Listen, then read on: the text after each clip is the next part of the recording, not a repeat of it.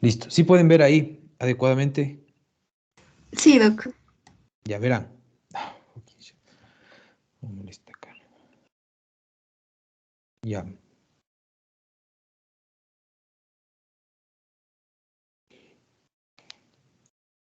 Ya nada. Bueno, verán. Entonces, este que vamos a ver ahorita es la exéresis de lipomas. Entonces, pues, la cirugía como tal se llama lipomectomía. Entonces, pues, es la extirpación de estos tumores benignos eh, que pueden estar en todo el cuerpo. Obviamente son más comunes en ciertas zonas, como el tronco, eh, sobre todo en la base del cuello y en la espalda. Y pues, como les comentabas, y ya habíamos hablado de esos en piel, ¿recuerdan? Entonces se caracterizan por ser lesiones tumorales benignas que casi no tienen eh, posibilidad de malignización. Eh, Incluso hay cirujanos, hay escuelas quirúrgicas que pregonan el no retiro, evitar la exéresis de los lipomas al no presentar ninguna patología subsecuente.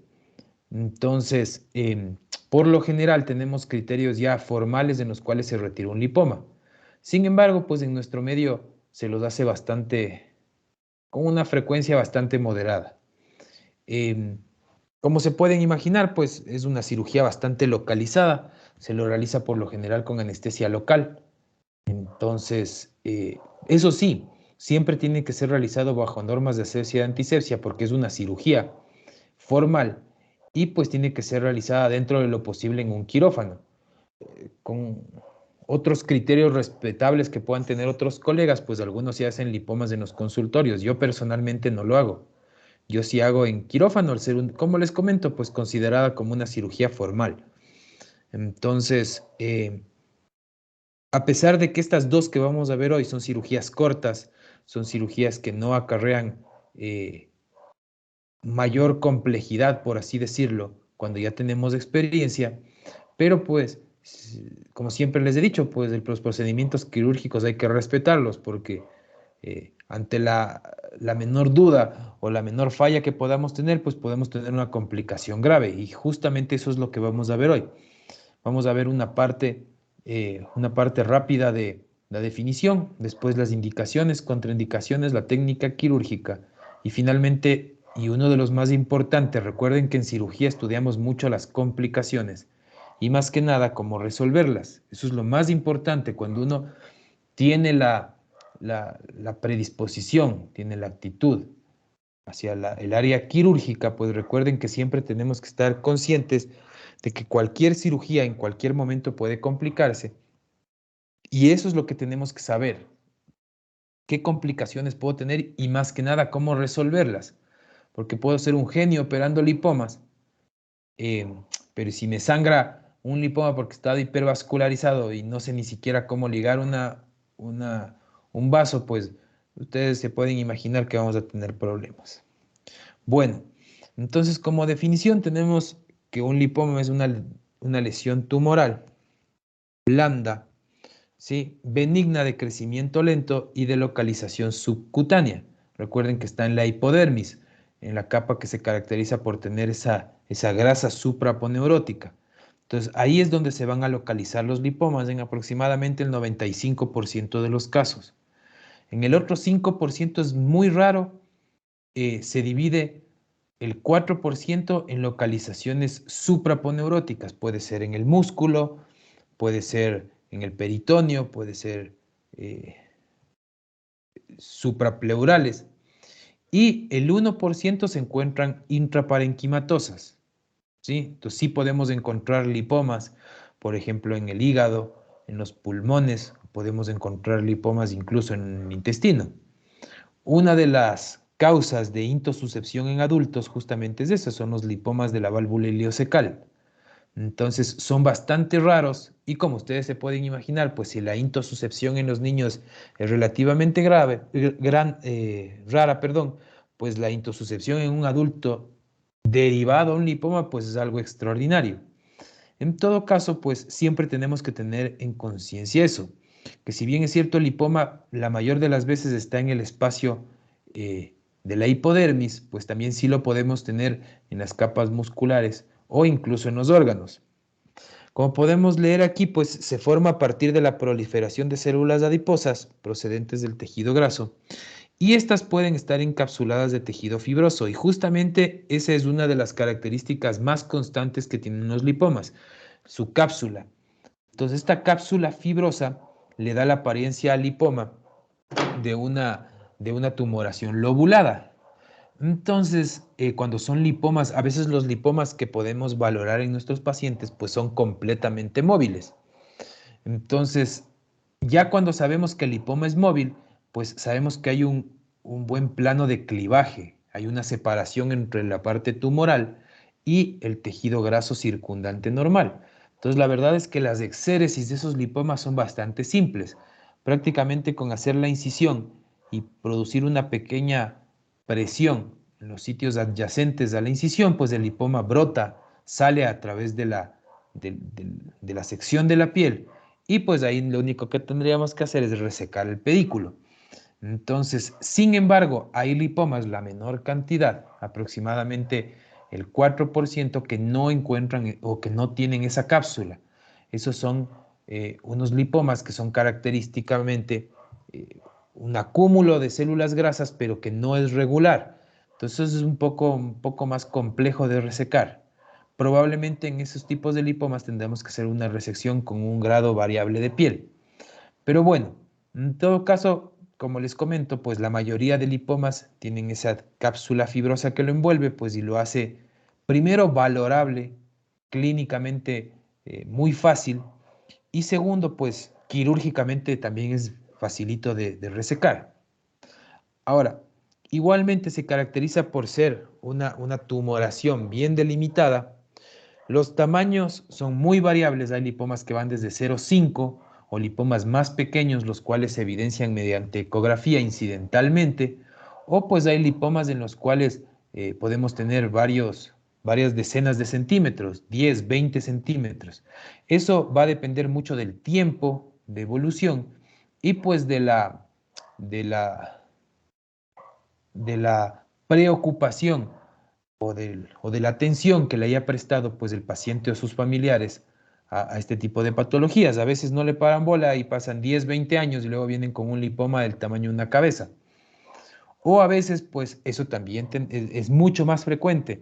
A veces estamos haciendo una ecografía por cualquier otra razón y pues le encuentran un lipoma a alguien y claro, el paciente viene a que le saquen un lipoma de 3,03 de centímetros, o sea, 3 milímetros. Imagínense lo que es encontrar un lipoma de 3 milímetros en, en, en 20 centímetros de grasa, es prácticamente imposible. Entonces, justamente para esto es esta clase, para que ustedes tengan ese criterio de decirle al paciente, ¿tiene que ser operado o no tiene que ser operado?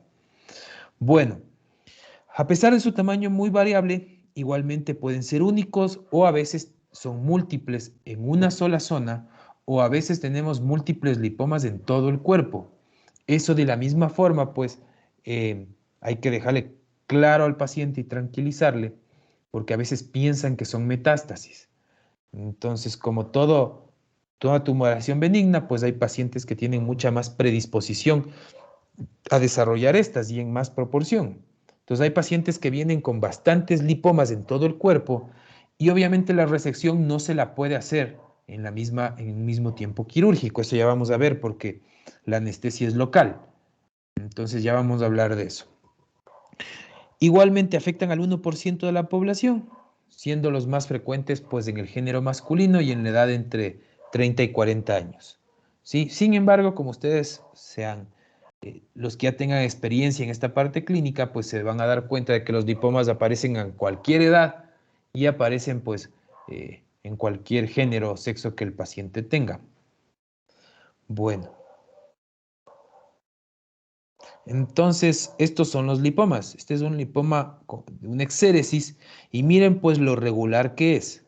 ¿Sí? Entonces tejido graso y que tiene esta capita fibrosa. Entonces, como les comentaba, la verdad es que hacer una lipomectomía es bastante simple. Ya vamos a ver la técnica quirúrgica, Pero cuando tenemos este tipo de lipomas que están completamente encapsulados, pues es como sacar una espinilla.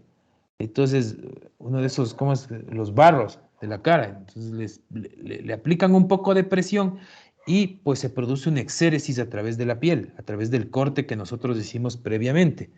Entonces, por lo general son bastante simples de hacer la exéresis.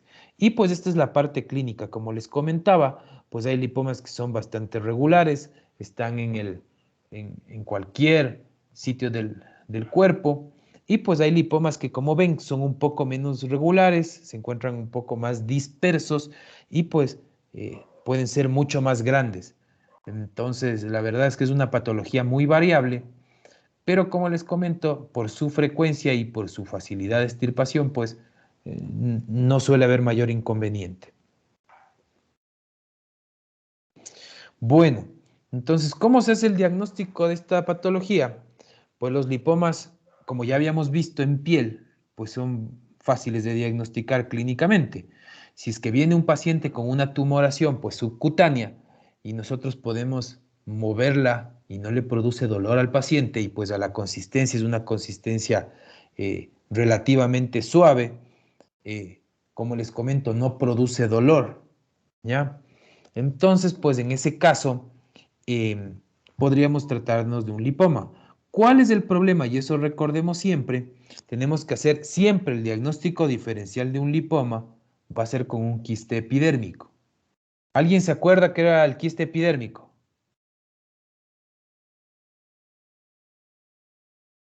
¿O qué característica tenían? ¿O cómo se llaman? ¿Cómo le dice la gente?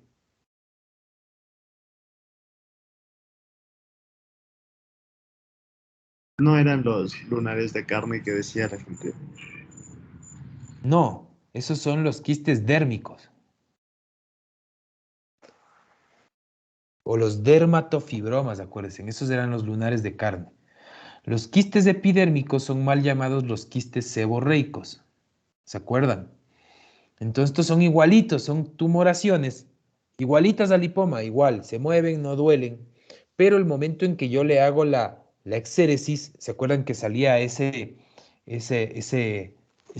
material eh, de apariencia grasosa, de apariencia blanquecina, que yo les comentaba que es queratina?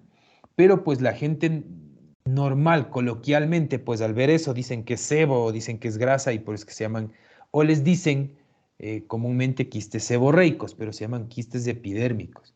Entonces es el único diagnóstico diferencial importante con el que hay que hacer.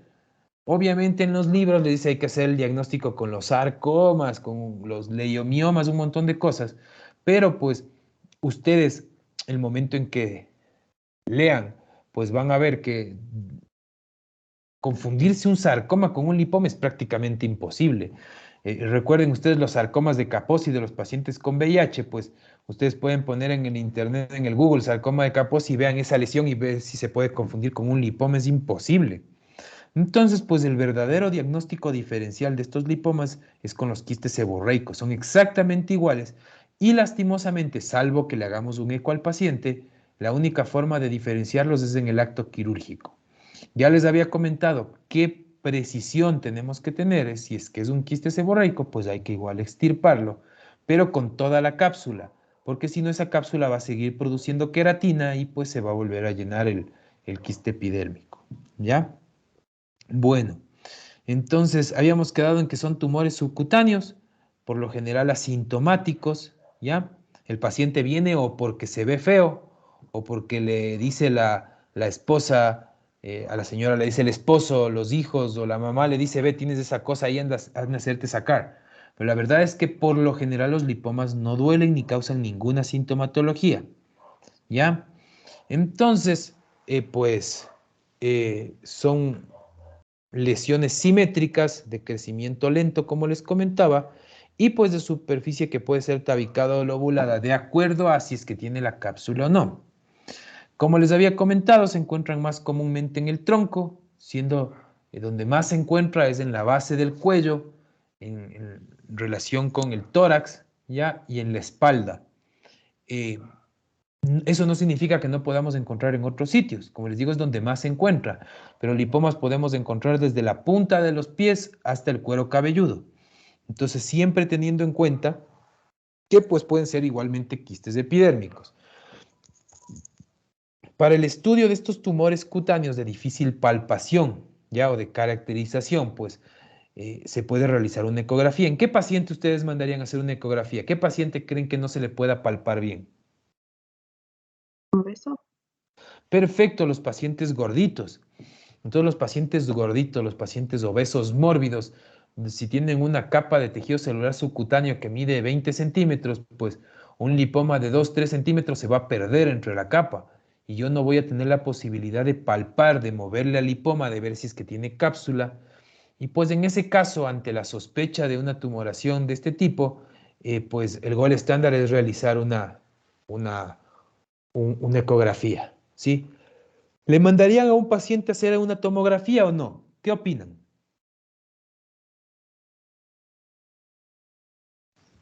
Solo si tiene características de que sería algo maligno, pero en este caso no. O sea, si es móvil, no duele, tiene cápsula, no tiene sentido.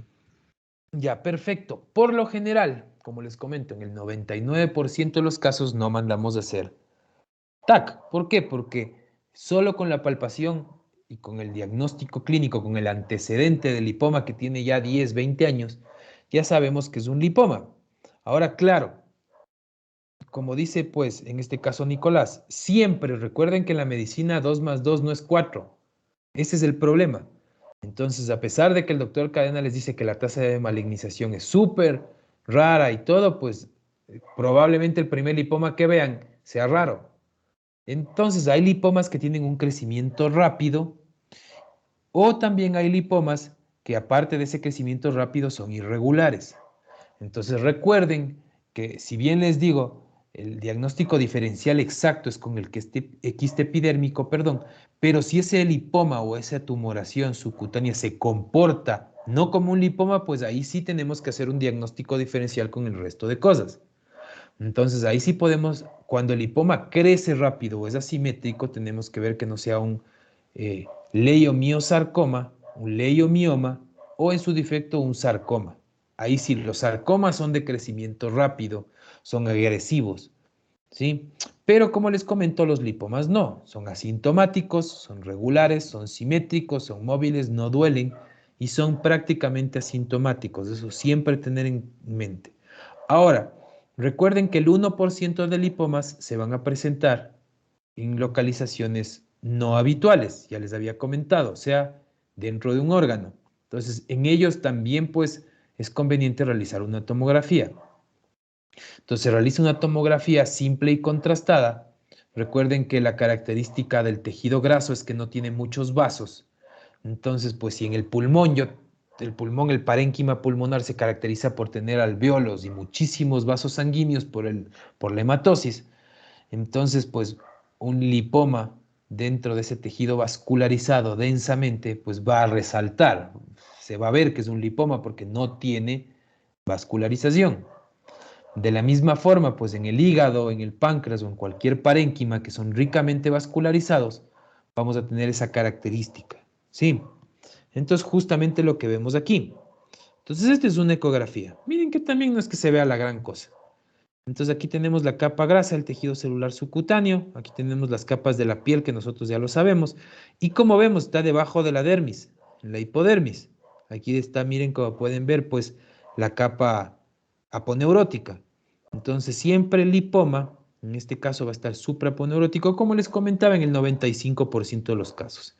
Y pues es un acúmulo de células grasas densas, como pueden ver, tiene mayor densidad que el tejido graso normal, porque dentro hay proliferación y esa proliferación está contenida o encapsulada por, valga la redundancia, la cápsula fibrosa. Entonces, esas son las características de un lipoma, ¿sí? Si es que por ahí quiero estar más seguro de alguna cosa, pues le ponen el efecto Doppler y se va a ver que no tiene efecto Doppler. ¿Por qué? Porque no tiene una rica vascularización.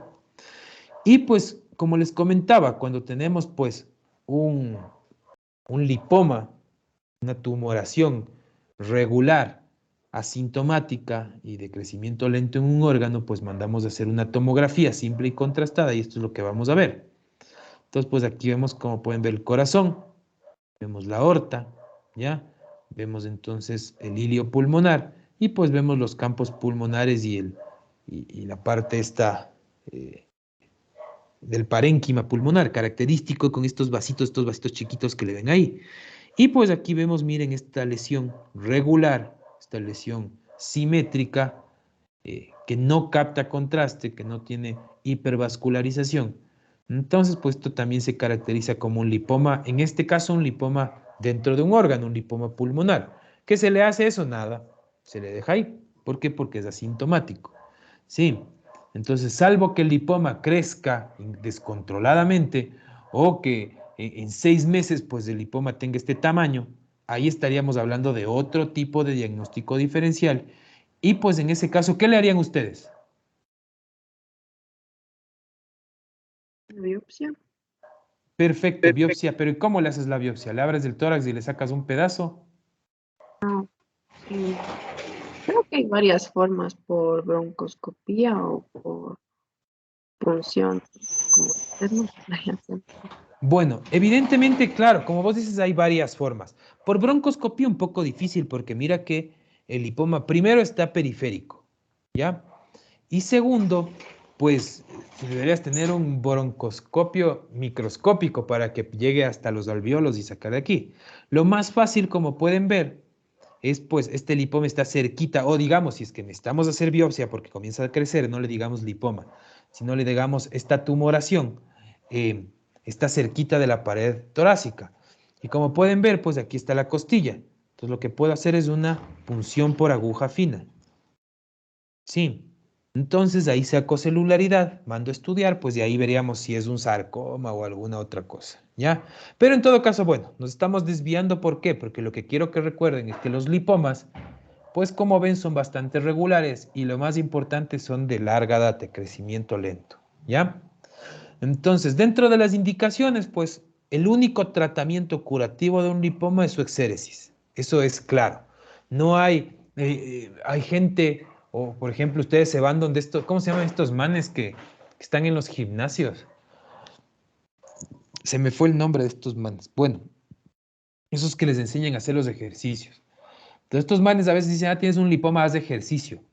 Recuerden que no sirve de nada hacer ejercicio, porque el tejido adiposo dentro del lipoma es completamente independiente del tejido que está afuera. Además, que el tejido del lipoma está encapsulado en la cápsula, valga su redundancia otra vez, en la cápsula fibrosa. Entonces yo puedo hacer todos los ejercicios del mundo y morirme de hambre que de perder toda la grasa y lo único que me ha de quedar es el lipoma. Sí, entonces pilas con eso. El único tratamiento curativo de un lipoma es sacar la lipoma. ¿Sí? En el caso de que tengamos estas 4 características. Entonces, primero dolor.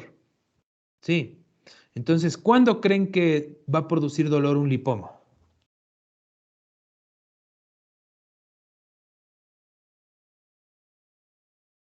¿Sabes cuando está presionando algún nervio? Mm, casi.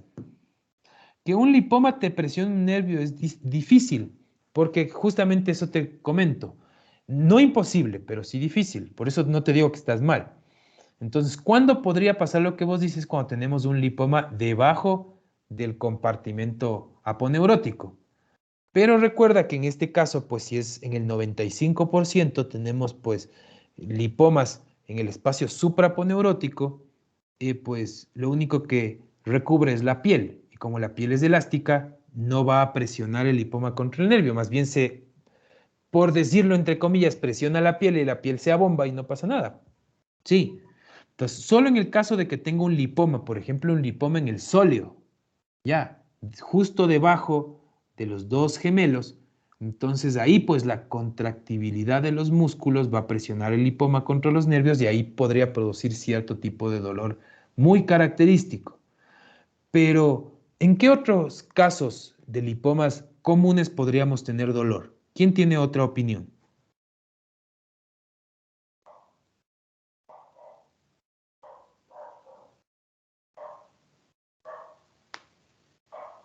cuando llegue un punto en que esté estirando demasiado la piel. Un poco difícil. Recuerda que la piel se puede estirar más bien bastante. ¿Se acuerdan los pacientes ascíticos? Puedes guardar 20 litros en el abdomen. Entonces, es un poco difícil. Esa parte sí no te va a producir dolor. ¿Cuándo me va a producir un dolor? Un lipoma. Cuando este lipoma se encuentra en sitios de presión. Sí. Ejemplo, si tengo un lipoma justo en el cuero cabelludo en la región occipital y todos los días voy a dormir, entonces ese lipoma se va a presionar contra el hueso y me va a doler. Sí. Entonces, obvio, el paciente va a dejar de dormir, le va a producir molestias, no va a rendir en su trabajo y esa es una característica para hacer el tratamiento. Ya. Otra, por ejemplo, puede haber un lipoma como este que ven acá, que está en la región del codo, en la región del antebrazo, donde nosotros pues aplicamos presión, sea para descansar, sea para comer, sea para cualquier cosa. Entonces, pues este paciente a cada momento que apoya su codo va a tener molestias. Entonces, a eso se denomina un lipoma que produce dolor. ¿Por qué? Porque per se el crecimiento del lipoma, y recuerden, no produce dolor porque dentro del lipoma solo hay grasa. ¿Ya? Otra, el tamaño. Entonces, característicamente, como les comentaba, pues, si es que ustedes hacen una incisión en el tejido celular subcutáneo, una incisión, digamos esta misma incisión, una incisión de 5 centímetros, y tienen pues un lipoma de 0.3, como les comentaba, pues busquen ese lipoma aquí.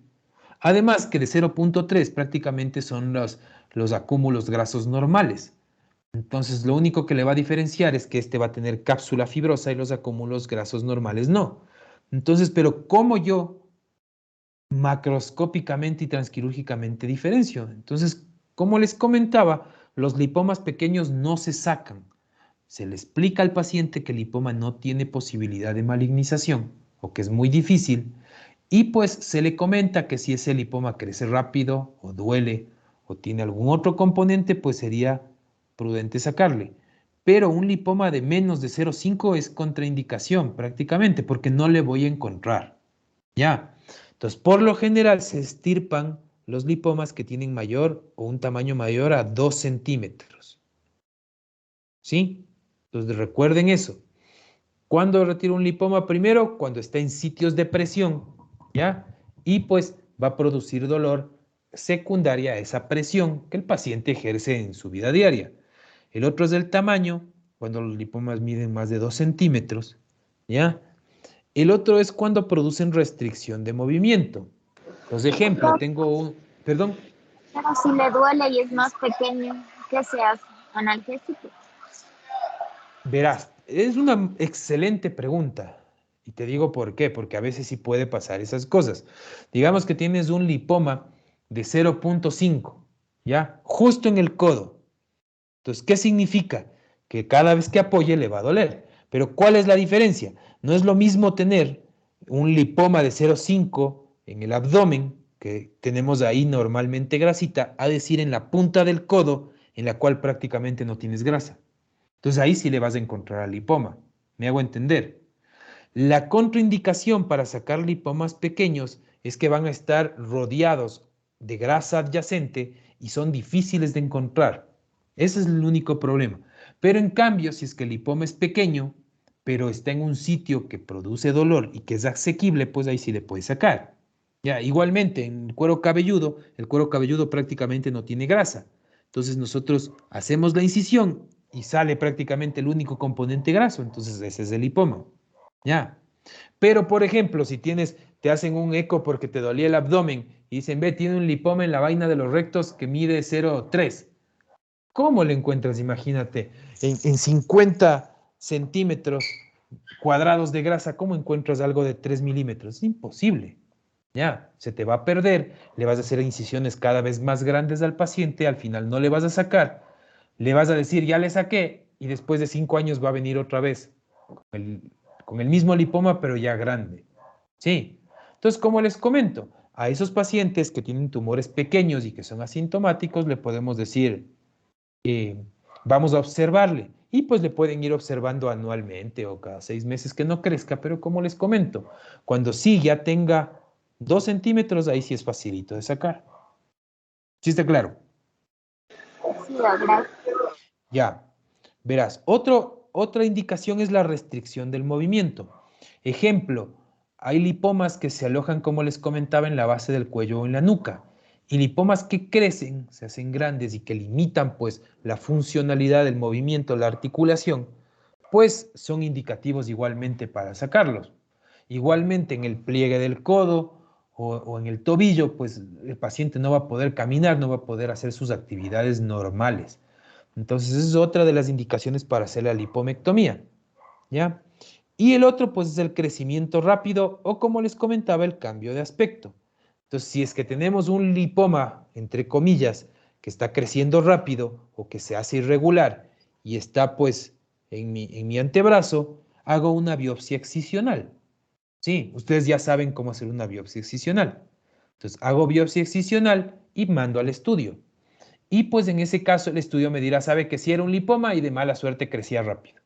O puede decir, ve, era un leiomioma o era alguna otra cosa, pero como ya le hicimos la biopsia excisional y ya les enseñé cómo es que se mide para hacer la biopsia excisional y cómo se hacen, pues en este caso, los márgenes negativos, entonces pues el paciente, si es que en la biopsia están los bordes no comprometidos, está curado. Sí. Entonces, eso en el caso, como les comento, de que sea un lipoma o una tumoración de crecimiento rápido asequible. Ahora, en el ejemplo que habíamos visto del tórax, pues ahí será evidente que no podemos hacer una biopsia excisional. Entonces, ahí sí podemos hacer biopsias por punción por aguja fina y pues ahí podremos caracterizar mejor la lesión antes de hacer una cirugía grande. ¿Sí? ¿Están entonces claras las indicaciones? Sí, ¿Alguna pregunta que tengan?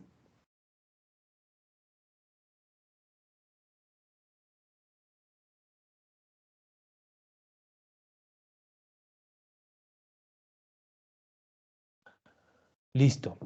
Entonces verán, estas son las contraindicaciones, que como pueden ver son poquitas.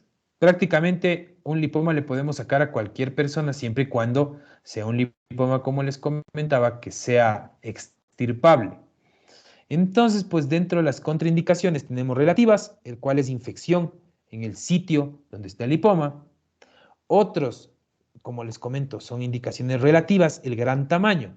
Cuando tenemos un lipoma gigante, pues ese lipoma sí tiene que ser realizado bajo anestesia general, ¿ya? En un quirófano, y pues probablemente, por lo general, esos pacientes sí se quedan hospitalizados por la posibilidad de que el paciente sangre, ¿ya? Hay lipomas que yo personalmente, como se pueden imaginar, ustedes han visto las cirugías que yo hago, no me gusta mucho hacer lipomas, no hago, me parecen aburridos. Pero una o dos veces hemos sacado lipomas, pero muy grandes, 20, 25 centímetros. Entonces, esos la verdad es que sí son un reto, más que nada para ayudarle al paciente a que no le quede estéticamente tan desastrosa esa región. Y pues, como les comento, hacer un adecuado control de la hemostasia, porque a veces tienden a sangrar, tienden a ser hipervascularizados. Entonces, pues esta es una contraindicación, como les comento, relativas para probablemente cirujanos que no tienen mucha experiencia. Y finalmente, la localización. Sí, es una contraindicación igualmente relativa. ¿Qué piensan que puede ser esta localización? ¿A qué se puede referir?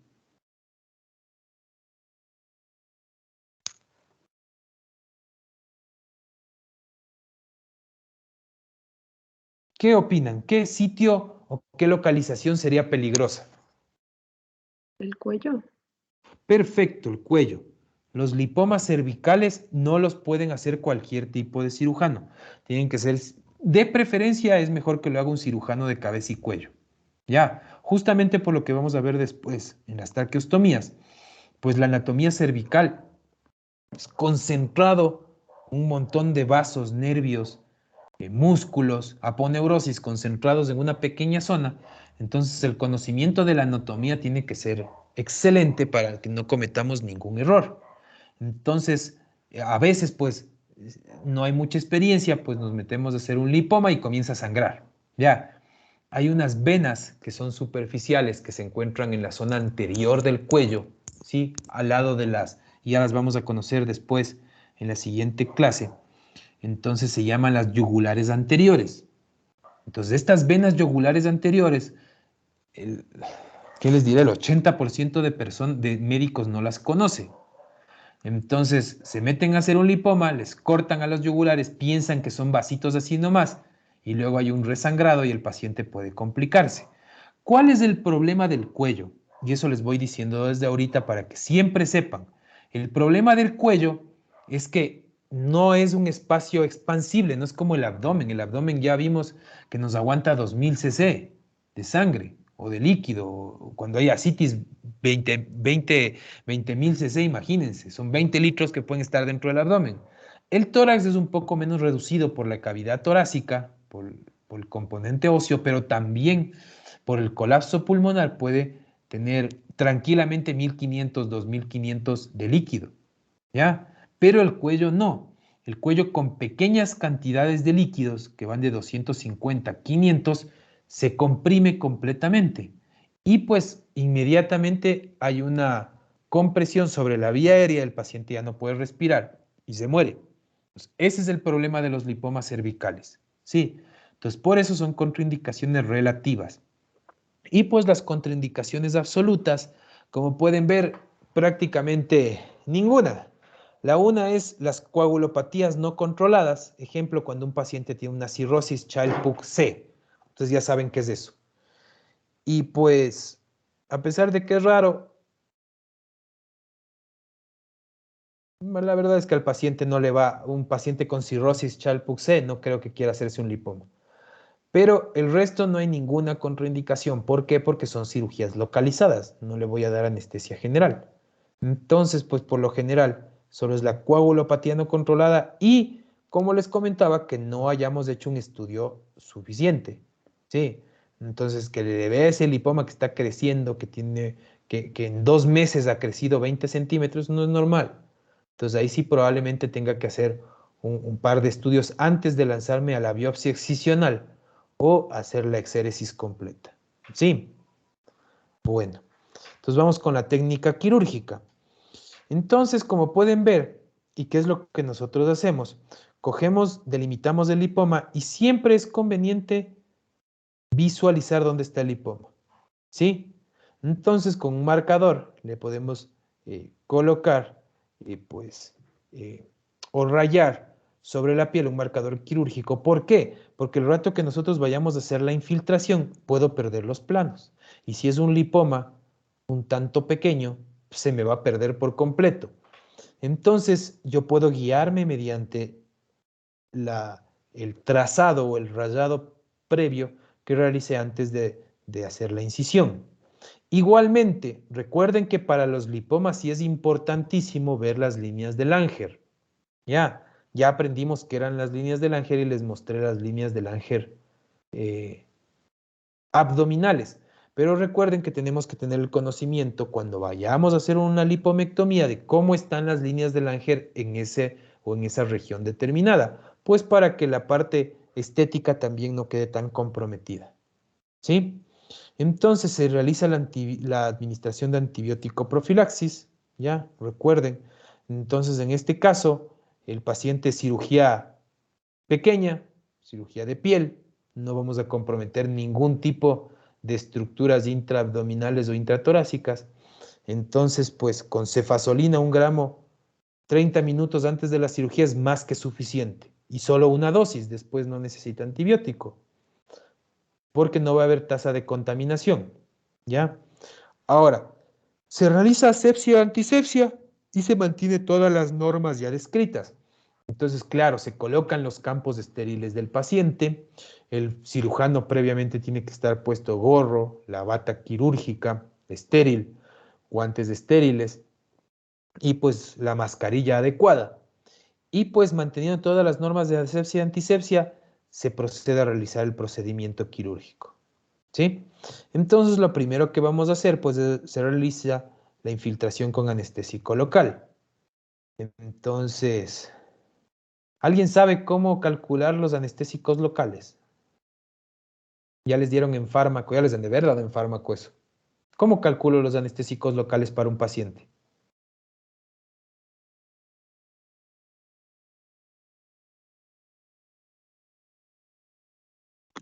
Eran hasta 2 miligramos por cada kilo del paciente ¿Pero cuál? de la lidocaína. No. ¿No? ¿Quién sabe? Creo que depende si era con epinefrina, sin epinefrina, la lidocaína, y es de 4 y 7 miligramos por Ya, kilo. perfecto. Entonces, las dosis de lidocaína es de 5 a 7 miligramos por kilogramo de peso.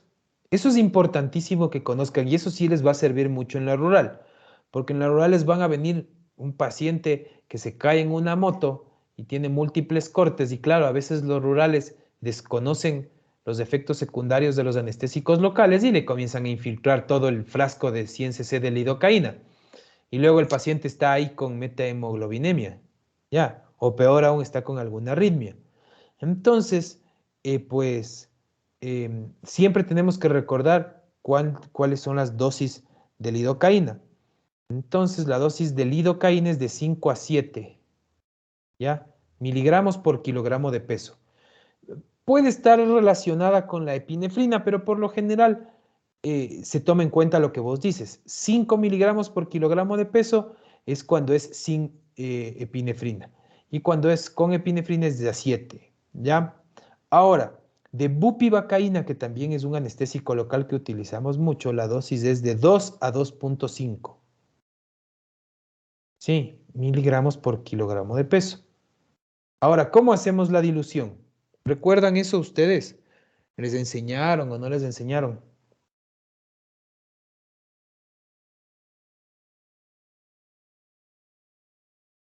¿Quién recuerda cómo calculamos? La dosis máxima, porque eso sí tienen que saber. Si yo no sé la dosis máxima que le puedo poner a mi paciente, pues le pongo 30 cc y se muere. Entonces, ¿qué tengo que hacer en este caso? ¿Quién se acuerda?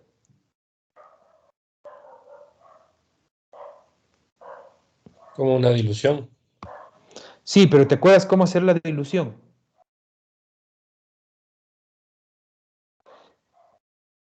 Bueno, verán, les voy a ayudar, ¿sí?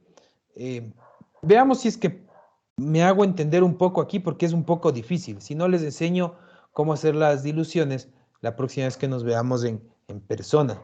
O que por lo menos esté yo en el pizarrón para que sea un poco más fácil porque escribir aquí se me hace un poco complejo. Entonces, lo primero que hago es calculo la dosis máxima de mi paciente. Entonces, por ejemplo, en mí, pongamos 5, yo peso 85 kilos. 85 por 5 es igual a, yo tendré una dosis máxima de 425 miligramos. Sí. Entonces, esta es la dosis máxima que yo puedo recibir de lidocaína sin tener efectos secundarios. ¿Ya? Ahora, recuerden que la lidocaína viene en líquido, no es una pastilla. Entonces, ¿qué tengo que hacer? Como decía Nicolás, tengo que hacer una dilución. ¿Sí? Entonces, ¿a cuánto viene la lidocaína? ¿Quién se acuerda?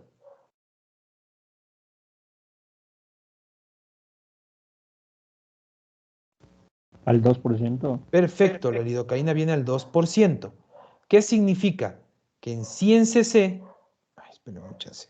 Qué difícil esto. Ya voy a ver si me compro ese pad que permite escribir.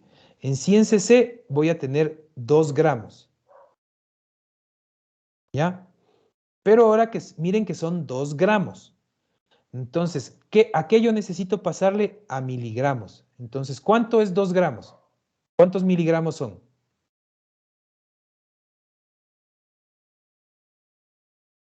2000 miligramos tienen 100 cc. ¿Ya? Entonces, lo que yo necesito saber es 425. Ay, disculparán, vean. 425, ¿cuánto será? ¿Ya? Y hago esta nota. Ay, que ver. Entonces, saldría, déjenme ver, 425.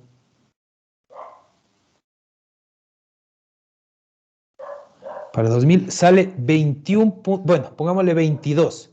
Entonces, lo máximo que a mí me pueden poner de lidocaína es 22 cc. Sí está más o menos claro.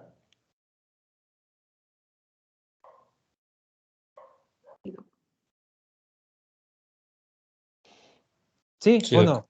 Ya, chévere.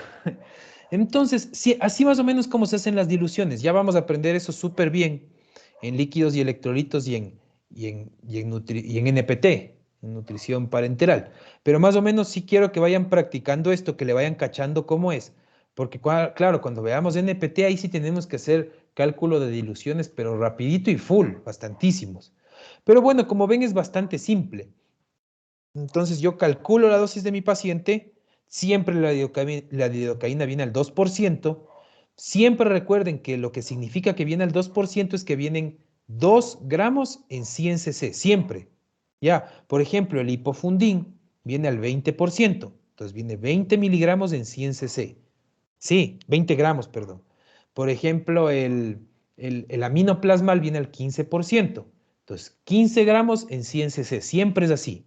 ¿Ya? Entonces, en este caso, lo único que tengo que acordarme es que aquí vienen 2 gramos en 100 cc y los gramos yo tengo que pasarle a miligramos. Eso es lo único.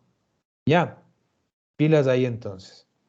Bueno, entonces yo hago este cálculo del anestésico local y pues veo en este lipoma que es microscópico, pues probablemente la técnica de infiltración en rombo me lleve aquí 2 cc, 2 cc, acá otros 2 cc, acá otros 2 cc. Entonces, 8 cc que de los 22 que puedo recibir, no me pasa absolutamente nada. ¿Ya?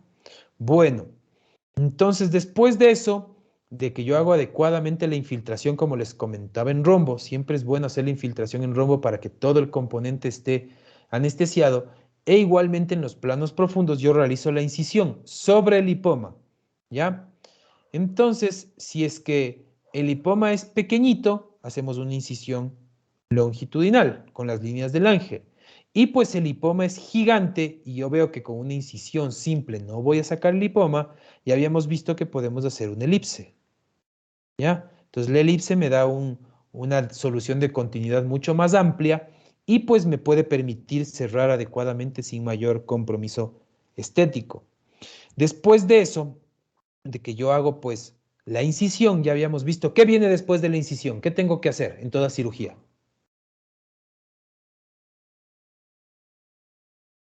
Recuerden, hago la incisión y de ahí hago la exposición para hacer la disección.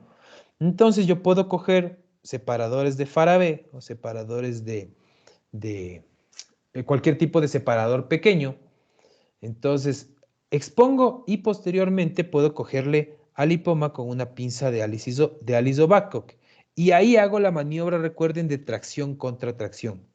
Entonces el ayudante con el separador separa la piel y yo con mi pinza separo el lipoma. Entonces ahí encuentro el plano de sección o ahí encuentro el plano por el cual tengo que disecar. ¿Ya? Entonces pues lo puedo hacer de acuerdo a disección Roma o cortante y pues incluso con el electrocauterio. Entonces se va disecando la parte de la cápsula del lipoma y pues finalmente vamos a tener ya la exéresis como habíamos visto de esos lipomas grandes. Como podemos ver aquí, pues este es un lipoma pequeño y como les comentaba, si es que el lipoma está con su cápsula característica, yo aplico presión adyacente a la incisión y pues el lipoma automáticamente comienza solito a salir a través de la solución de continuidad. Sí, ahora, listo. Entonces, pues miren lo que vamos a hacer aquí. Aquí ya se saca el lipoma y como pueden ver es característico que tiene esa cápsula fibrosa. ¿Sí? Se realiza el lipoma teniendo consideración de que tengo que sacar toda su cápsula, si no después va a recidivar. Realizo, como ya sabemos, el control de la hemostasia de acuerdo a lo requerido. Por lo general, los lipomas, al ser tejido que no es tan vascularizado, pues con electrocauterio es más que suficiente. Solo cuando el lipoma, como les comentaba, es muy grande, a veces tiene un pedículo vascular, muy parecido al pedículo de las placentas. Entonces ahí puede sangrar importantemente y pues si tengo esta particularidad puedo aplicar una pinza una pinza hemostática, una pinza de Kelly y pues seccionar y realizar una ligadura como ustedes ya lo saben, ¿ya? Después de que he realizado pues la exéresis del lipoma, pues realizo la síntesis de la piel con monofilamento 3 ceros, ¿sí? Ahora, como les pongo aquí, pues en la técnica quirúrgica y en el artículo que ya les voy a subir en su aula virtual, pues se dice que se realiza con monofilamento o con nylon 3 ceros.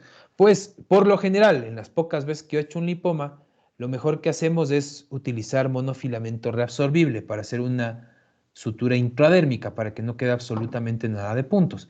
Y eso pues motiva al paciente a cuidarse mejor, pues no le va a quedar señal. Entonces, bien o adecuadamente realizada la disección con la línea del Ángel y con eh, con una mejor síntesis de piel, pues los resultados estéticos que también son importantes van a ser mucho mejores. ¿Sí? ¿Alguna pregunta que tengan de esta técnica quirúrgica que como ven es bastante simple? ¿Alguna pregunta, alguna duda?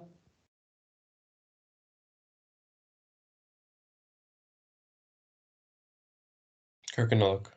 Ya. Entonces, estos son los cuidados postoperatorios, que no es la mayor cosa, igual como pueden ver. Como les comentaba, solo cuando son lipomas gigantes de 20 centímetros o cosas así, ahí ingresa el paciente a hospitalización. Si no, es cirugía del hospital del día. O sea, el paciente ingresa al quirófano, se opera, le da el alta al anestesiólogo y ya se va a la casa. Entonces, ¿con qué se va a la casa? Pues con dieta general. No se le da antibiótico terapia porque es una herida limpia. Analgesia leve porque no hemos comprometido ningún corte aponeurótico, ni que tenga mayor cantidad de nociceptores aferentes primarios. Entonces, recuerden que la grasa se caracteriza por no tener mucha sensibilidad y tampoco vascularización. Retiro de apósito en 24 horas y pues los cuidados de herida que son básicos, ¿sí? El lavado QD, no aplicar antisépticos y pues el retiro de puntos si amerita en 7 días y si le hacemos una sutura intradérmica, nos vemos, pana. Sí. Entonces, pues esos son los cuidados postoperatorios que como pueden ver, pues prácticamente el paciente regresa a su vida normal cuando le dan el alta del hospital del día. Ya. ¿Cuáles son las complicaciones? También complicaciones puntuales bastante raras, pero que siempre tenemos que tener en mente. Ya les había dicho la primera complicación, la segunda complicación y la tercera complicación de toda cirugía, hemorragia, siempre. Lo primero que tengo que pensar si un paciente está taquicárdico es que está sangrando. Entonces siempre puede haber el riesgo de una hemorragia. Obviamente, si no se ha tenido la precaución de darle el antibiótico profilaxis, se hace la exéresis del lipoma en el consultorio, no le preparo bien la piel, le digo que se venga rasurando hace 2 días, el paciente es diabético y toma corticoides, entonces puedo tener una infección de sitio quirúrgico, ¿ya? Entonces, pero como pueden ver, pues bastante rara. Tendría que cumplir todos esos componentes que ya sabemos para que se me infecte un lipoma. ¿Qué sí nos puede pasar? Pues que el paciente haga malos resultados estéticos con respecto a la piel, o una cicatriz hipertrófica o un queloide. Eso muy de acuerdo a la parte de cicatrización propia del paciente, idiosincráticamente, o pues las cicatrices hipertróficas son por mala técnica de sutura, ¿ya? Y la última complicación, pues que también es rara, pero que sí la podemos tener, pues es la recidiva. Como son tumores de crecimiento lento, pues la verdad es que la recidiva toma 5 o 6 años, pero también es molestoso para el paciente, pues porque a lo menos en la parte privada, pues ustedes saben que el paciente va para que le resuelvan el problema, no para estar viniendo a cada rato. Entonces, como les comentaba, siempre tenemos que tener esa precaución de sacar completamente el lipoma. Sí, esas son las complicaciones que podemos tener, que como ven, pues son complicaciones bastante raras y bastante simples. Al fin y al cabo, se me infecta la herida del lipoma, le abro, ya. Entonces, el paciente tiene hemorragia, no digamos hemorragia, porque hemorragia suena como que fuera a perder 2000 cc. Entonces, digamos sangrado postoperatorio. Probablemente sangrará un poquito a través de los puntos. ¿Qué hago? Le aplico presión y le hago un apósito compresivo. Sí, o por último hasta le abro y le vuelvo otra vez a electrofulgurar. Pero como les comento, no es que vaya a tener una hemorragia de 2000 cc, salvo que el paciente se vaya a la casa y no se dé cuenta. Y pues ya estas cicatrices hipertróficas y queloides ya son complicaciones pues que se las tiene que resolver ya por la parte quirúrgica propiamente y son complicaciones ya tardías, al igual que la recidiva. Sí, la recidiva hay que operar otra vez. Pero como ven, no son complicaciones ni que causan mayor morbilidad ni tampoco como una mortalidad elevada. Listo. Preguntas de los lipomas.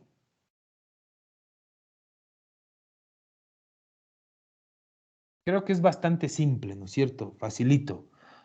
Creo que lo más difícil de toda la exposición fue el cálculo del anestésico. Doc, una pregunta. Entonces, como ven, es una patología que sí la van a ver, pero pues no es que cualquiera lo pueda hacer. Entonces sí tiene que hacer un cirujano formalmente. Entonces, yo cuando realizo, ya les digo, en la parte pública casi no hago lipomas, en la privada sí los hago, pero bajo todas las normas, como que fuera un lipoma para mí da lo mismo hacer un lipoma que un Whipple. Entonces, sí, yo tomo todas las medidas, como ahorita les acabo de exponer, asepsia y antisepsia, la colocación de antibiótico profilaxis y todas las de la ley para tener buenos resultados. Y como les comento, pues yo cierro con monofilamento reabsorbible, el monocril, o que se llama el poliglecaprone. Entonces, ese no se retira nunca. En aproximadamente 90 días ya no hay nada del hilo y el paciente, vean, está como si nada, con una herida mínima y pues sin su lipoma ya para nunca más tener recidiva. Sí, está claro. ¿Alguna pregunta que tengan? Doc, una duda. Si es que el lipoma está, o sea, si es que hay un posible lipoma en la espalda, pero es, o sea, podría ser, o sea, tan grande que como que cree como una bolita en la superficie, o eso ya podría ser más bien un quiste seborreico o lo que sería un quiste epidérmico. A ver, no te cacho la pregunta. ¿Quieres decirme que hay un lipoma gigante, pero que solo se expresa como un tumor pequeño? No, o sea, es un ejemplo, el tema de la espalda, puede ser cualquier otra parte donde obviamente hay más grasa, pero si es que ya sale a la superficie, para que sea un lipoma tiene que ser muy grande, o los lipomas sí pueden estar así más superficiales. Esa es mi duda. No, verás, o sea, los lipomas, como vimos ahí, los lipomas pueden ser de cualquier tamaño. Ya. Obviamente, mientras más grande sea un lipoma, más se aleja del diagnóstico de un quiste epidérmico. Sí, recuerden que los quistes epidérmicos miden aproximadamente de 1 a 2 centímetros. Máximo, el quiste epidérmico más gigante que ustedes verán medirá 2 centímetros. De ahí por lo general miden 1 centímetro máximo. Entonces, todo lo contrario con los lipomas. Mientras más grande sea el lipoma, menos posibilidad de que sea de un quiste epidérmico. Sí, Listo, Doc. ya. ¿Alguna otra pregunta que tengan?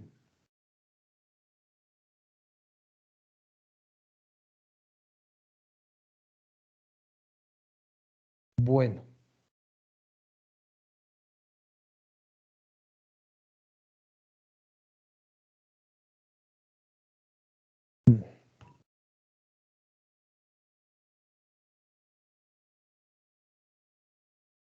Bueno, veamos esta parte de traqueostomía, que también es bastante simple y bastante corta.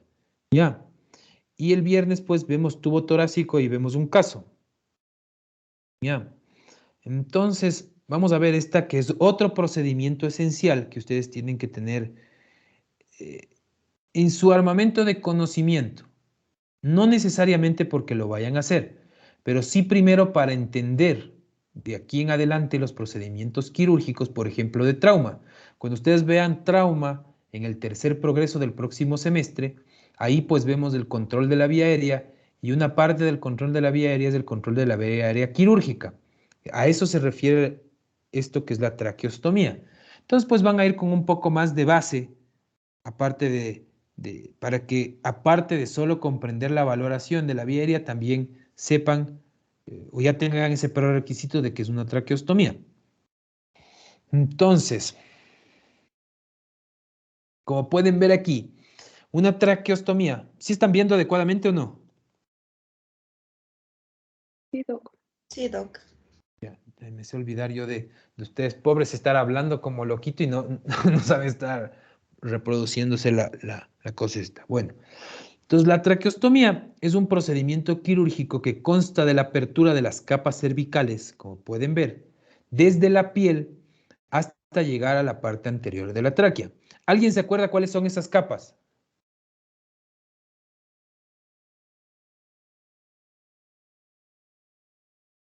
¿Quién me puede decir cuáles son esas capas cervicales?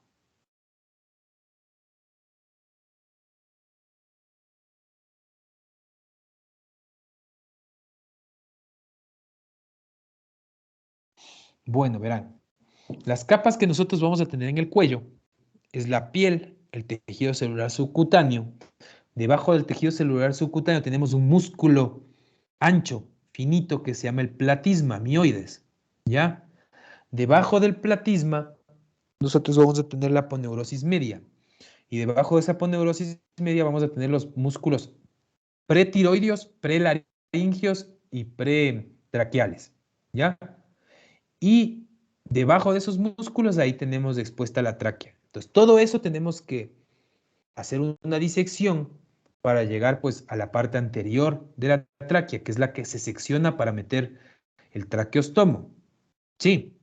Ahora, a pesar, como les comento, a pesar de que parecen bastantes capas, ya vamos a ver en la exposición, no es necesario hacer una disección tan cruenta ni tampoco ir cortando tanto, porque yo he visto pues colegas, compañeros míos, pues que hacen un desastre al hacer una traqueostomía, les sangra un montón, cortan músculo con electrocauterio, todo. Entonces yo les voy a enseñar ahorita, o más o menos para que tengan la visión de cómo se hace, pues la técnica de la traqueostomía es solo con divulsión, ya, solo con disección Roma, y eso es lo que vamos a ver ahora.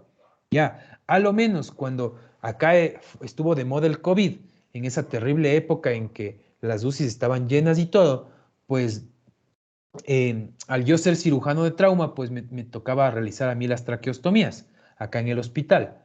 Entonces, como les comento, pues esta técnica es mucho más rápida, el paciente no sangra, no tiene complicaciones y pues mientras más rápido hacíamos la cirugía era mucho mejor porque nos exponíamos menos a la carga viral alta que tenían los pacientes que tenían la neumonía por COVID. Y pues en 10 a 12 minutos ya habíamos terminado la traqueostomía completamente.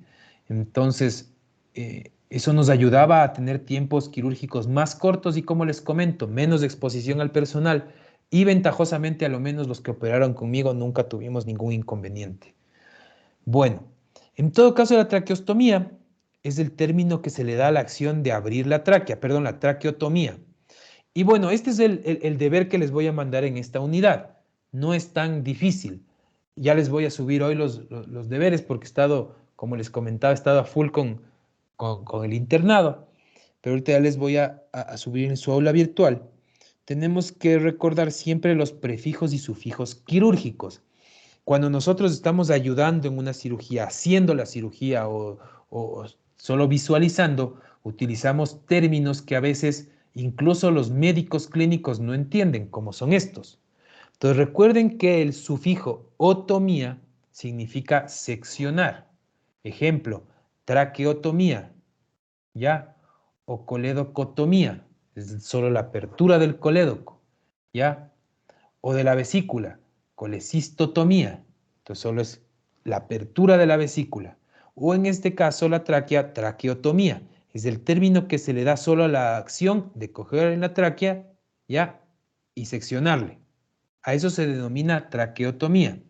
Ahora, traqueostomía, como ven, y el término ostomía significa comunicación. Etimológicamente significa boca, ¿ya? Pero significa comunicación. Entonces, cuando yo digo traqueostomía, significa que esta tráquea va a estar comunicada con algún sitio. Ejemplo, en este caso puntual, comunicamos la tráquea con la piel mediante un traqueostomo. ¿Ya? Si decimos, por ejemplo, coledocostomía, es la comunicación entre el colédoco con la piel mediante una sonda. Ya les había hablado que es la sonda de Kerr. ¿Ya?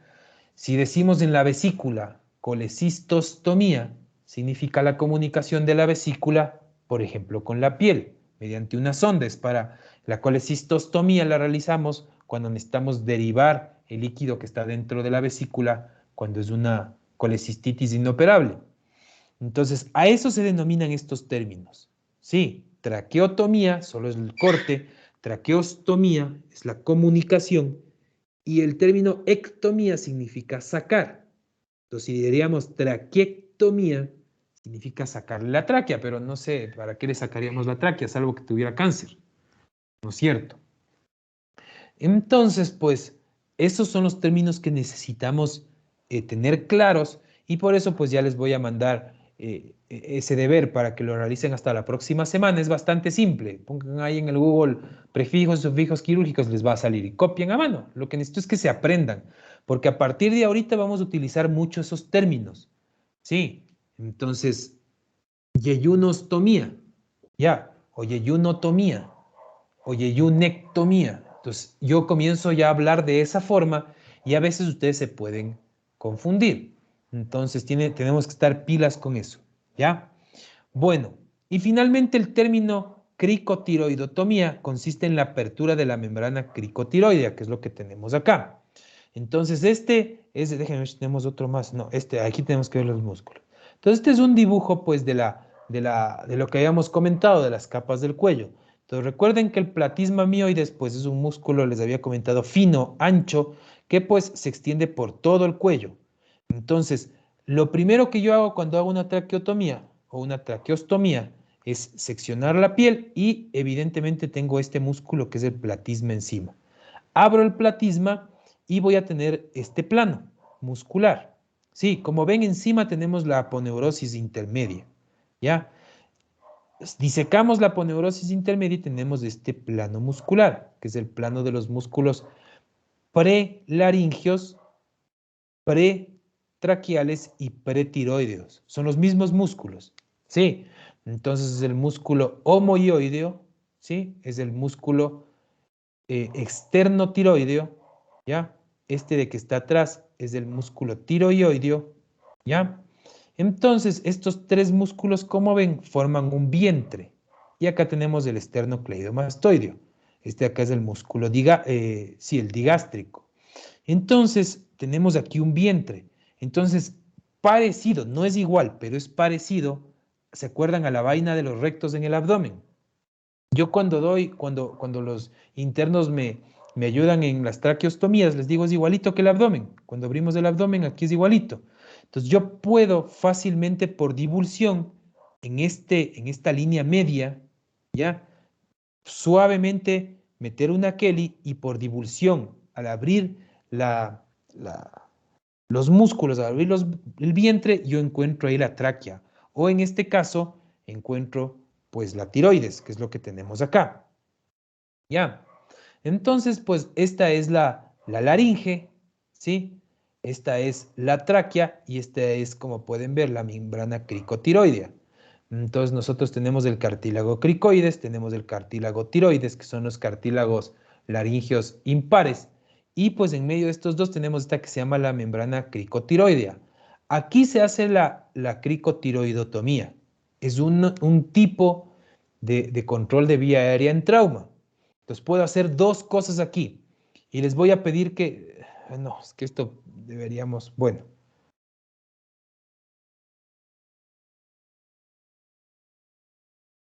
Espérenme un momento. Voy a tratar de hacerme entender mejor. Ya, entonces verán. Traten de palparse el cartílago tiroides todos. Sí. Entonces es lo que se denomina la manzana de Adán. Entonces se palpan el cartílago tiroides y por debajo acá está el cartílago cricoides. En medio de los dos, ahí está la membrana. Y ustedes fácilmente la pueden presionar. Intenten hacer eso. Entonces, ahí, en esa membrana que es facilita de palpar, ustedes pueden hacer dos cosas. En el peor de los casos, cuando ya sean residentes, es cuando el paciente no tiene una vía aérea asegurada, es por ahí meter una aguja, o en su defecto, abrir eso, hacer disección con una Kelly y por ahí meter un traqueostomo o por último una cánula de Gueder. Sí, entonces a eso se le llama la cricotiroidotomía. Entonces nosotros cogemos y seccionamos este. Seccionamos la membrana y ya ingresamos a la vía aérea inferior. Ya. Ahora, la traqueotomía se realiza en la tráquea. Se realiza a partir del segundo anillo traqueal. Entonces acá. Y ya vamos a ver cuál es la técnica quirúrgica. Entonces recuerden, traqueotomía es sobre el hecho de coger y abrir la tráquea. Y traqueostomía, yo voy a realizar la comunicación. Sí. Bueno, no digamos lastimosamente, sino... Sí, lastimosamente, para los que no les gusta la anatomía. Esta es la anatomía que nosotros tenemos en el cuello cuando abrimos los músculos prelaringios o pretiroideos. Ya. Entonces, tenemos a la tráquea completamente cubierta por la tiroides. Sí, ese es el problema que vamos a tener. Entonces, ¿qué es lo que yo tengo que hacer? Después de que ya he hecho la adecuada disección de los vientres sagitales de mi cuello, voy a encontrarme con la tiroides. Yo lo que tengo que hacer es la sección del istmo, ¿sí? Y la exposición completa de la tráquea. ¿Cuál es el problema? Que si yo no sé anatomía y yo no sé que tengo las arterias tiroideas superiores, inferiores y las venas tiroideas superiores, medias e inferiores, o sea, no estoy consciente de que tengo 3 venas y 2 arterias, puedo tener alguna lesión en estas y ahí sí va a sangrar, obviamente. Ya, pero si no, pues yo con la adecuada disección del istmo y con la sección adecuada de la tiroides no voy a tener ningún inconveniente. Ya. ¿Cuáles son las indicaciones para realizar una traqueostomía? Son estas de aquí. 1. Librar de obstrucción la vía aérea. Sí. Generalmente eso se hace pues cuando tenemos un paciente politraumatizado, pues y en la vía aérea superior está llena de coágulos, dientes, lodo, hierba, todo lo que podemos tener en un politraumatizado que ha salido volando de un carro. 2. Asistencia respiratoria durante periodos prolongados. Entonces, si el paciente lleva oro intubado en la UCI o el paciente tiene un síndrome de Guillain-Barré o cualquiera de estos procedimientos, cualquiera de estas patologías que tienen una recuperación larga, pues probablemente el tubo endotraqueal, recuerden que por mucho tiempo puede causar fibrosis en la tráquea.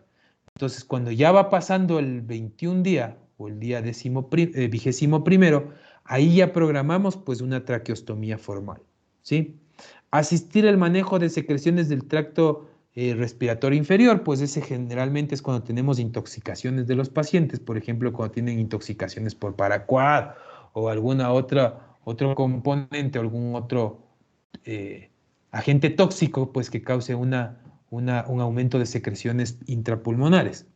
Y finalmente, pues para prevenir la aspiración de secreciones oral o gástrica en un paciente, como les comento, pues que no podemos asegurar vía aérea por cualquier característica. Por ejemplo, el paciente tiene un trauma maxilofacial o alguna cosa. Sí, entonces estas son las 4 indicaciones que nosotros tenemos para realizar una traqueostomía.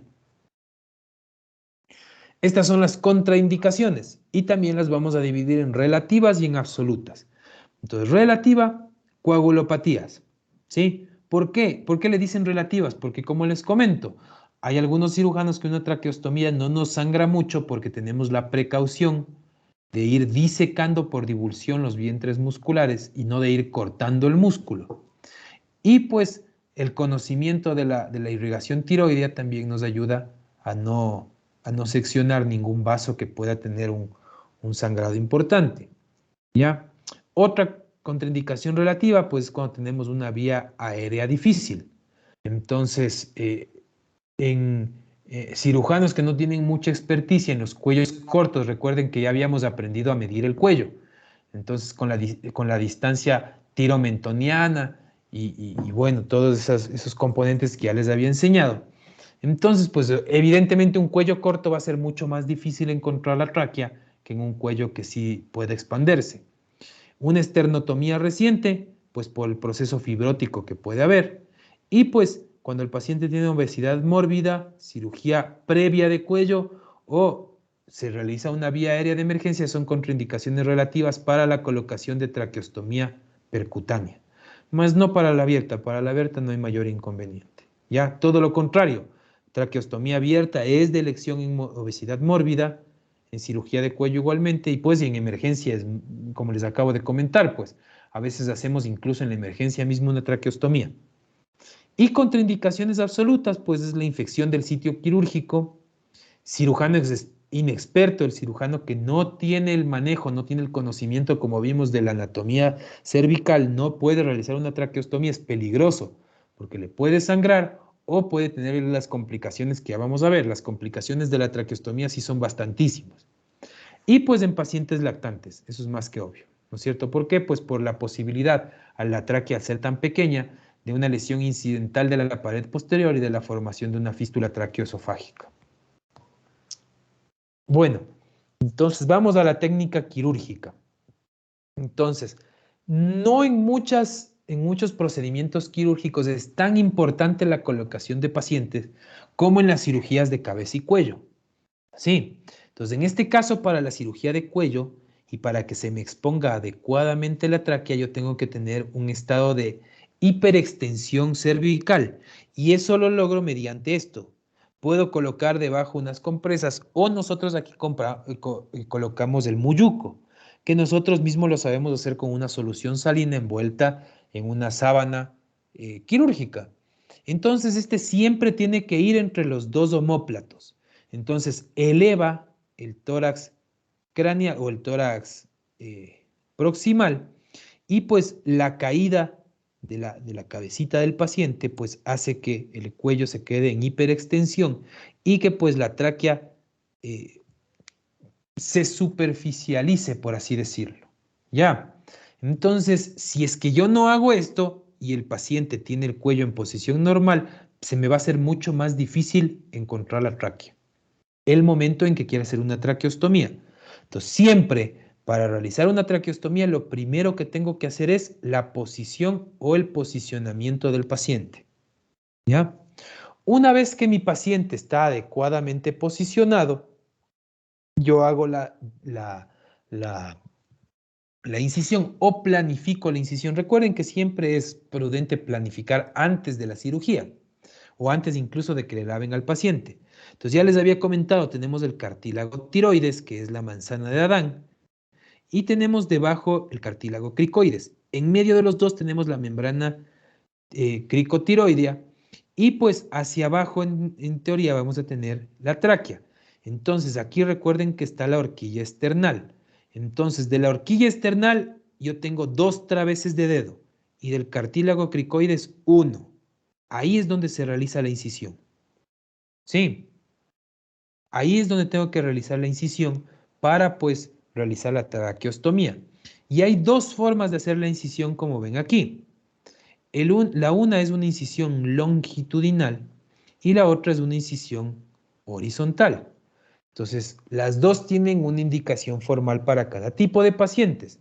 Si yo tengo un paciente politraumatizado o en paciente de trauma, yo hago una incisión media. ¿Por qué? Porque siempre recuerden que las incisiones medias son las mejores para exponer, pues, en pacientes en los cuales yo no sé qué tipo de patología voy a encontrar. Primero. Y segundo, recuerden que una incisión media yo puedo extenderla hacia arriba o hacia abajo, incluso hacer una esternotomía al paciente a partir de esta. ¿Ya?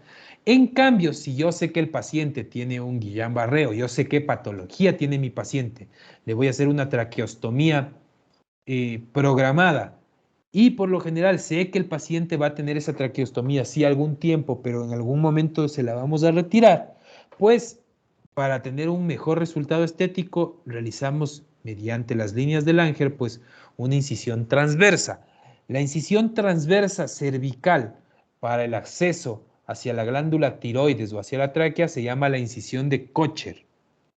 Sí, parecida a la incisión de Kocher de la colecistectomía, pero en el cuello también se llama incisión de Kocher. Sí. Entonces, así es como realizo la incisión, ¿ya? Entonces, una vez que yo he realizado la incisión, diseco el tejido celular subcutáneo y pues voy a tener, en este caso, el platisma. El platisma es un músculo súper finito.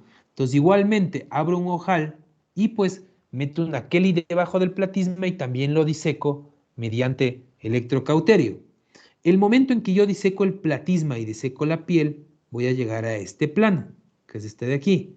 Entonces, este les comentaba que es el plano pues de la aponeurosis intermedia.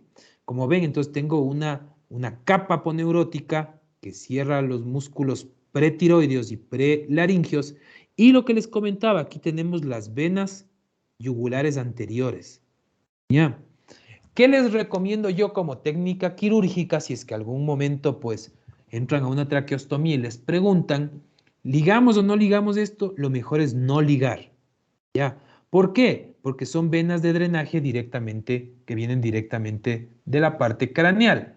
Entonces, pues la ligadura de las yugulares anteriores no causa mayor inconveniente para la vida del paciente. Sin embargo, en el postquirúrgico inmediato, el paciente puede tener cefaleas, que a veces son de difícil control. Entonces, si es que yo disecando me secciono uno, pues le puedo ligar. Ya. Pero si es que yo diseco adecuadamente, los reconozco, lo mejor es realizar la divulsión, como les comentaba, por la línea media y pues hacerlos a un lado. Yo siempre los respeto. ¿Ya? Entonces vamos a hacer como ven aquí. Cogemos y disecamos romamente a través de los dos músculos y pues con los mismos separadores abrimos los vientres y ahí tenemos la exposición hacia pues la tiroides. Ya, como pueden ver, pues aquí están las venas yugulares anteriores, ya hablamos de eso, y esta se llama la vena recurrente, también es importante conocerla, ya les voy a decir para qué.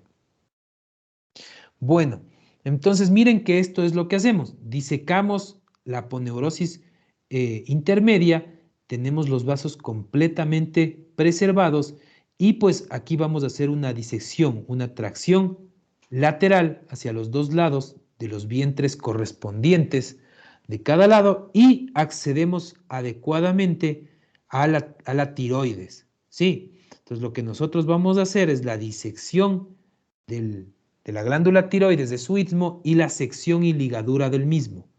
Y debajo de la tiroides, ahí sí voy a tener la tráquea. Sí, entonces la tráquea es de color blanco y pues se ven los cartílagos. Ahora, aquí sí viene un paso que no muchos cirujanos lo hacen y no muchos cirujanos lo conocen. Recuerden ustedes que la tráquea, ¿alguno de ustedes se acuerda qué nervio inerva la tráquea?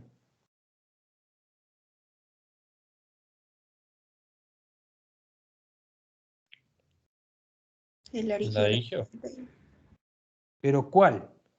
el inferior. Ya, inerva las ramas del laringio recurrente, que es rama del nervio neumogástrico. Entonces, pues si secciono de una la laringe, se puede estimular el nervio laringio recurrente y eso lo que va a hacer es que el paciente pueda tener una reacción vagal y se pare de un paro cardíaco. Ya. Entonces, ¿qué es lo que hago cuando yo ya tengo expuesta la tráquea? Puedo coger lidocaína e infiltrarle la tráquea. Sí. Entonces ahí les anestesiamos a los nociceptores aferentes primarios, no va a producir estimulación y no pasa mayor inconveniente. ¿Ya? Entonces, pues, miren, ahí es cuando ya tenemos ya separados los músculos y pues tenemos la tráquea. Infiltro y realizo la traqueotomía. Sí, y tenemos varias técnicas para realizar traqueotomía. Esta en cuestión es la técnica que la pregona Soliger. Entonces aquí ellos hacen una sección longitudinal. ¿Por qué no es bueno hacer una sección longitudinal? Porque va a comprometer de ley 1 o 2 anillos traqueales. Y lo mejor es siempre preservar la mayor cantidad de anillos traqueales. Sí. Ahora, como podemos ver aquí, esta es otro componente que nosotros podemos hacer. Entonces, esta es la técnica en C. Entonces, aquí se compromete un anillo traqueal completamente y levanto yo esto para formar la fístula, para que no se cierre el hueco de la traqueostomía. Ya les voy a comentar para qué sirve eso. Sí, hay otras personas que incluso le hacen, como pueden ver, una sección completa de todo el anillo traqueal y queda un agujero, una solución de continuidad importante. Yo muy personalmente utilizo la técnica en C. Ya, entonces yo hago la sección de un anillo traqueal, pero solo por la parte, podríamos decirlo, superficial. ¿Ya? Y pues le expongo hacia arriba la tráquea para que me quede este agujero y por aquí entre la cánula. Sí, ahora hay otros autores que incluso la realizan en H, ¿ya? U otros autores que solo hacen una sección solo en la membrana intercartilaginosa. Entonces eso ya queda mucho a criterio del cirujano. Yo, como les comento, hago con técnica en C para que la fístula me quede bastante adecuada. Ya van a ver qué es esto de la fístula. Bueno, entonces miren, ahí se realiza la sección, ¿ya? Y pues, como está realizada la sección en C y si ven que se levanta este flap, yo en la piel cojo un punto, ¿ya? Paso por aquí el hilo, le meto aquí en la tráquea, sale por acá y sale por acá. Como pueden ver, un punto en U.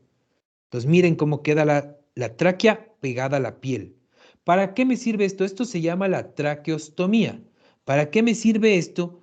Para que pues haya una exposición de la tráquea y si en el caso de que se me salga el traqueostomo, pues no me llamen a operarle otra vez, sino fácilmente el usiólogo o la misma terapista respiratoria puede coger otro traqueostomo rápidamente y fácilmente volverle a poner.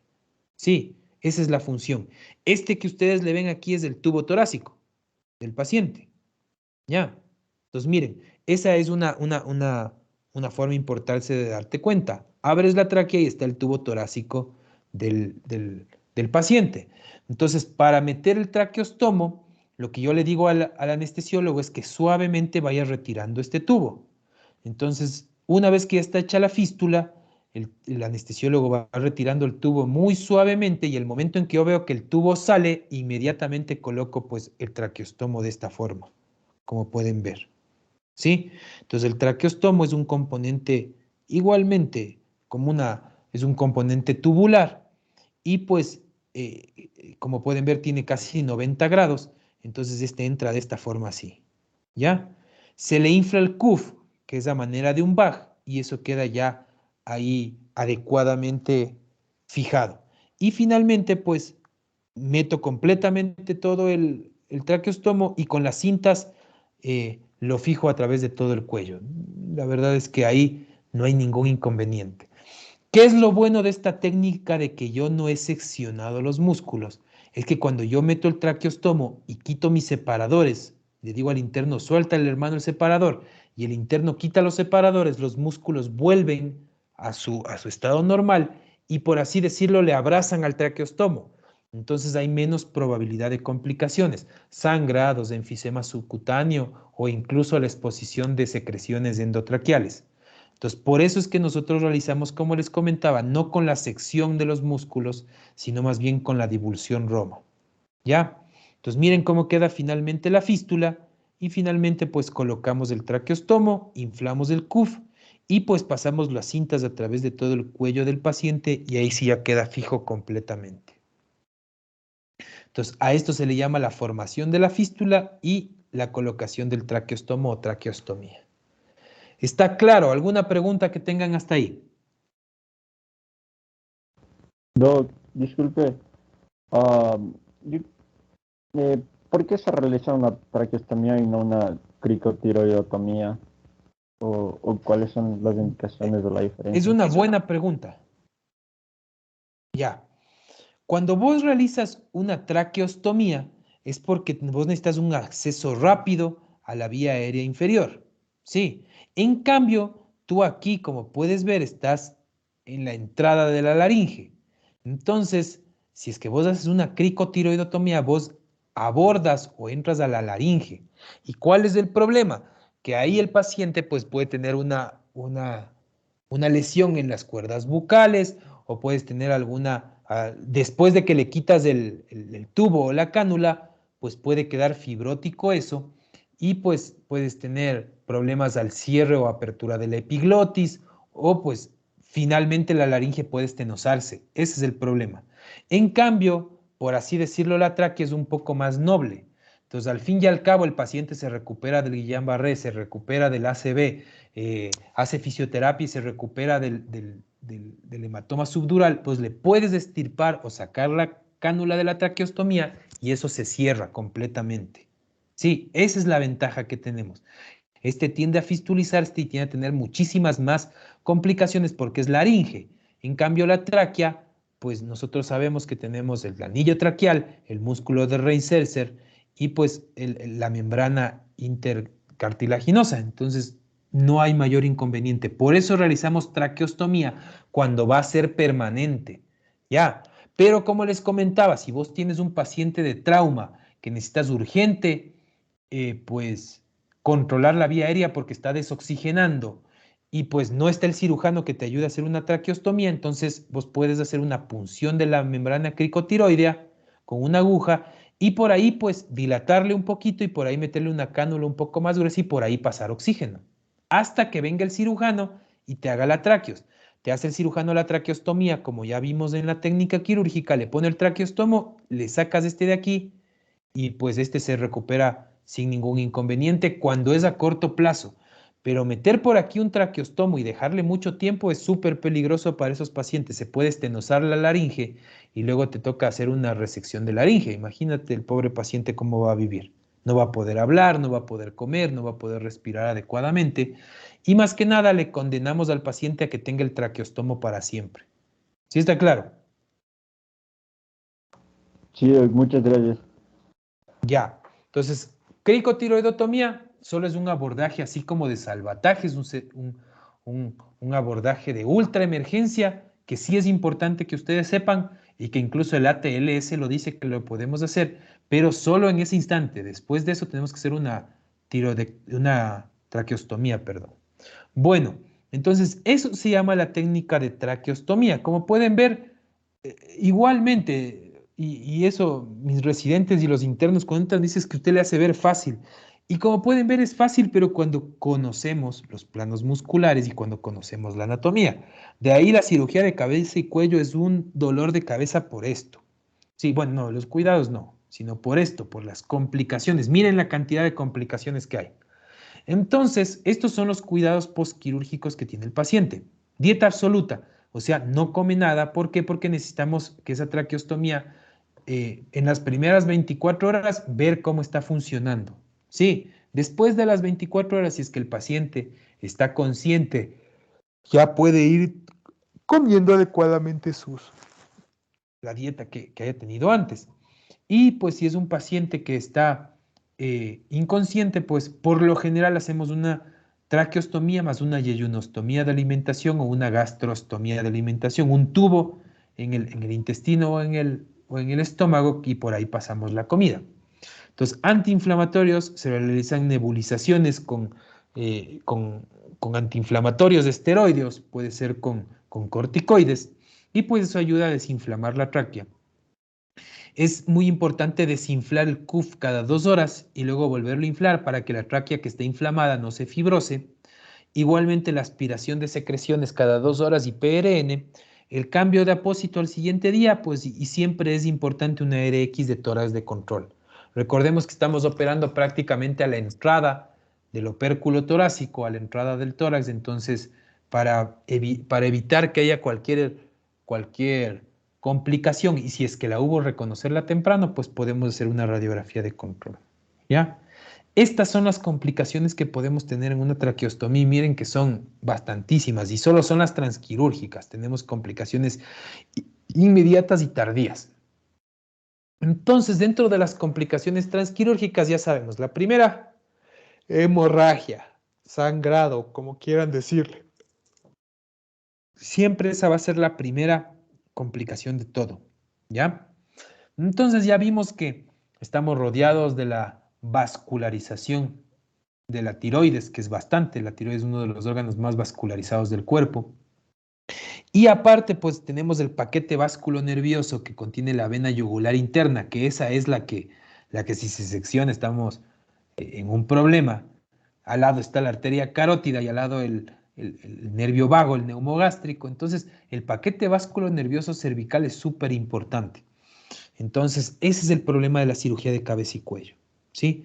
Otra complicación, pues la dificultad para encontrar la tráquea. Eso generalmente se debe a que no le posicionamos al paciente con el muyuco, no le elevamos el tórax como les había comentado, o pues el paciente tiene un cuello corto. Entonces, en ese caso necesitamos un cirujano que sea bastante diestro en realizar traqueostomías. El crecimiento de la glándula tiroides, igualmente, pues cuando tenemos un cáncer, cuando tenemos un bocio o cuando tenemos una hiperplasia, pues eso, como ustedes se pueden imaginar, pues un crecimiento va a molestarnos, va a no dejarnos visualizar adecuadamente la tráquea. Perdón. Entonces, neumotórax, podemos tener secundario a la disección indiscriminada. Hay cirujanos, como les comentaba, que abren los planos muchísimo del cuello, seccionan con electrocauterio los músculos, todo. Y recuerden que esta zona, la zona 1 del cuello en donde estamos trabajando, pues, como les comentaba, ya es del opérculo torácico. Entonces, a lo menos en niños, a veces podemos tener las pleuras ya casi en el triángulo de los escalenos. Entonces, la utilización de electrocauterio indiscriminada puede hacer que nos perforemos una pleura y pues que el paciente haga neumotórax. Neumomediastino de la misma forma. La disección indiscriminada hacia la parte external pues puede causar acumulación de sangre en el mismo. Un paro cardiorrespiratorio, por lo que les había comentado. Entonces, si es que no infiltramos la tráquea antes de abrirla, tenemos ese riesgo de que haya una reacción vagal importante y que el paciente sufra un paro. Edema pulmonar, pues por la abertura de la vía aérea inferior. Entonces, la abertura brusca de la vía aérea inferior, que es la definición de una traqueostomía, y pues la disminución de la presión alveolar. Entonces, eso hace que si disminuye la presión alveolar, pues hay extravasación de los capilares pulmonares de líquido hacia los alvéolos y eso hace que tengamos un edema pulmonar. Igualmente, a veces cuando el cirujano no tiene mucha experiencia, ese corte de la tráquea tiene que ser súper tenue, chicos. Ya, solo con la punta del bisturí. Entonces a veces el cirujano no tiene mucha experiencia, le mete todo el bisturí en la tráquea, le corta el tubo torácico, la pared anterior e incluso la pared posterior. Entonces cuando cortamos la pared posterior, se corta el esófago, pues y podemos tener una fístula traqueoesofágica, que es un desastre eso. Y pues finalmente lesión del cartílago cricoides o de los nervios laringeos recurrentes. Los nervios laringeos recurrentes, perdón, inervan la parte superior de la tráquea y sobre todo la epiglotis y las cuerdas bucales. Entonces cuando tenemos una lesión del nervio laringeo recurrente, pues el paciente ya no puede hablar, sufre de afonía y aparte pues es característico dentro de la clínica de estos pacientes que no pueden tomar líquidos. ¿Ya? ¿Por qué? Porque la epiglotis no se cierra adecuadamente y sí, comen sólidos variablemente, pero los líquidos no pueden porque los líquidos pasan a través de esa abertura pequeña de la epiglotis y le producen tos. Entonces, pilas con estas complicaciones que son complicaciones transquirúrgicas y que se presentan en el periodo postquirúrgico o postoperatorio inmediato. Finalmente tenemos estas que se llaman las complicaciones postquirúrgicas inmediatas. El paciente cuando tiene alguna complicación dentro de las primeras 24 horas. Entonces, hemorragia postquirúrgica, ya vimos por qué.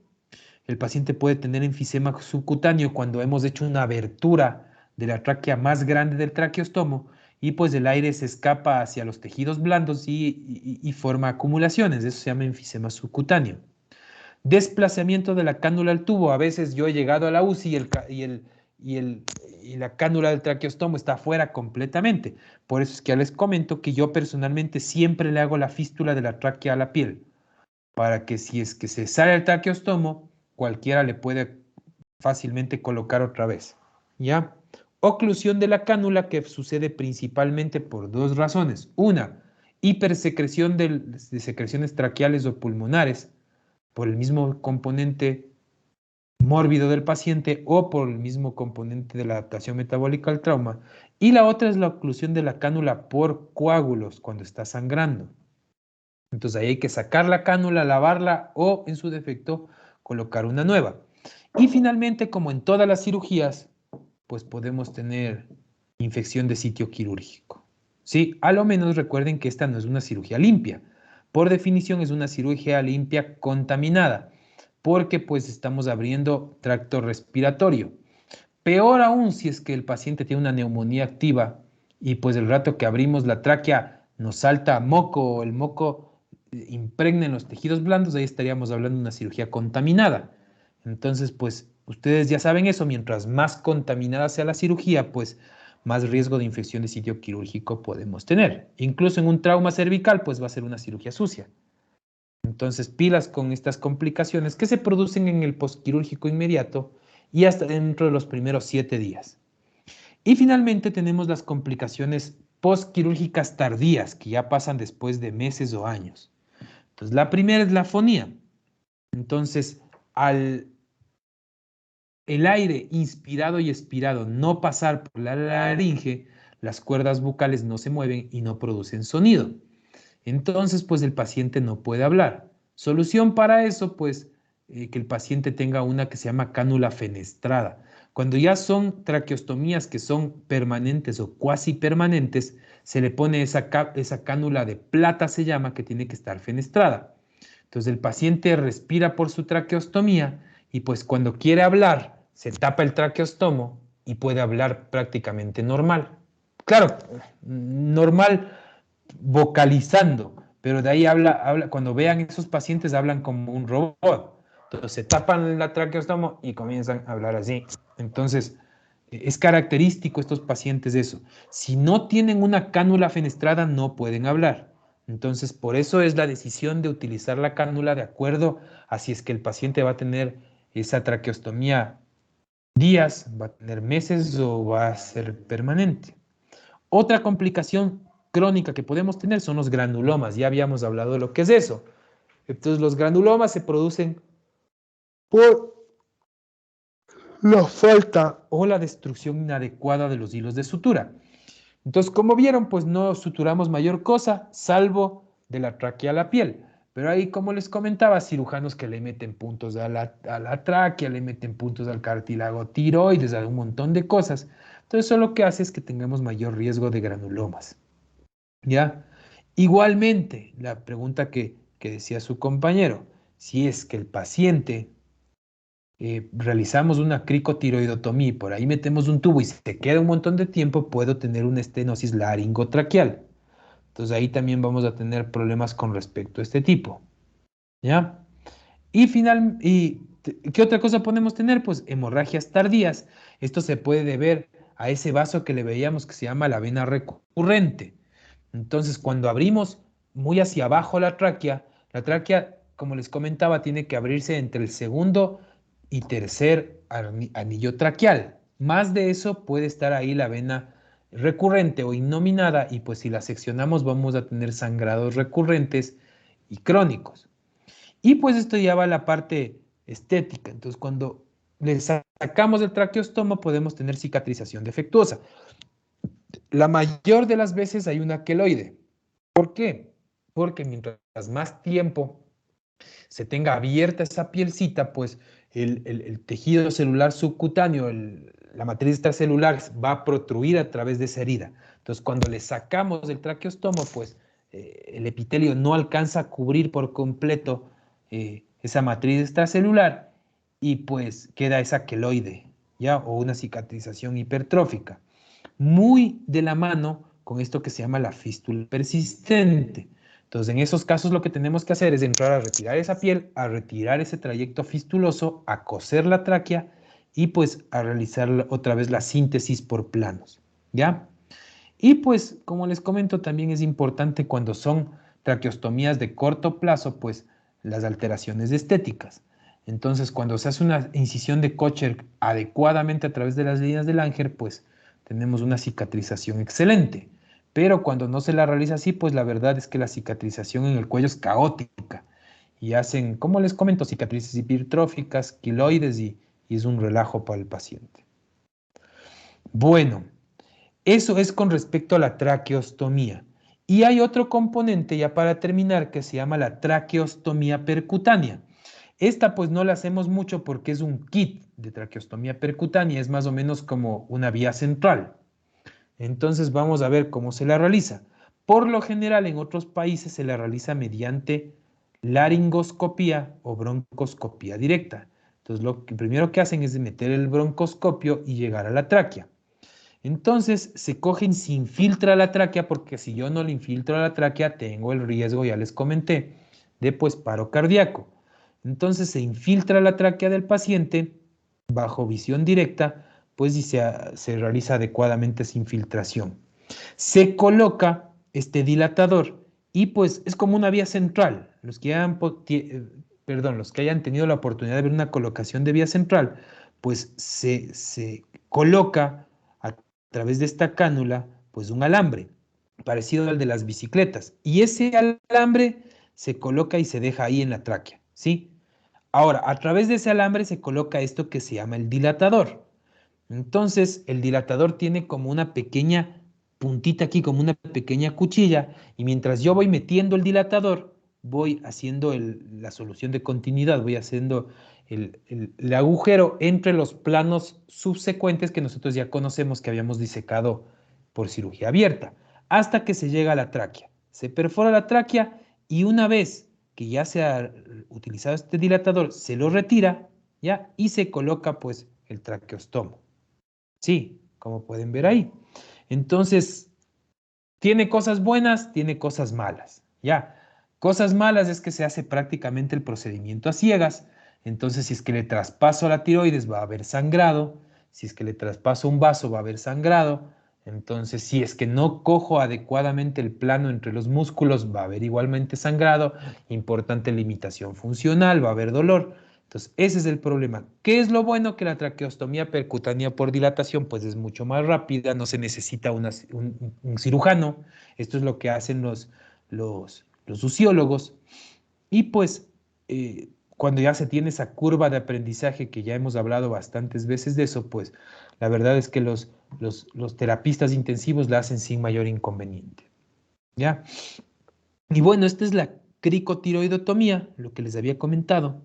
Entonces palpamos el cartílago tiroides, palpamos el cricoides, y en ese pequeño espacio entre los dos, ahí se realiza una sección. Se realiza la perforación de la membrana cricotiroidea con una Kelly y pues se coloca, como pueden ver, se coloca el tubo, ¿ya? Se coloca, como les comentaba, por un breve periodo de tiempo. Bueno. Y después de eso, pues se lo retira para una traqueostomía formal. Listo. Preguntas de esto de traqueostomía.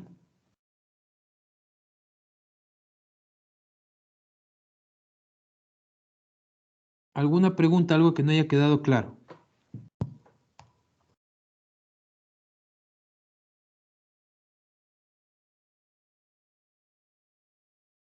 Bueno, entonces como ven, son procedimientos que son bastante simples, a lo menos el lipoma es facilito. Los que entren a cirugía desde el primer día han de comenzar a hacer lipomas. Entonces es bastante simple, es bastante fácil, no tiene muchas complicaciones, son de las primeras cirugías que le dejan hacer a un cirujano en formación. La traqueostomía es un poco más compleja, como ven, es un procedimiento igualmente simple, pero pues se tiene que tener un conocimiento casi exhaustivo del cuello, ¿ya?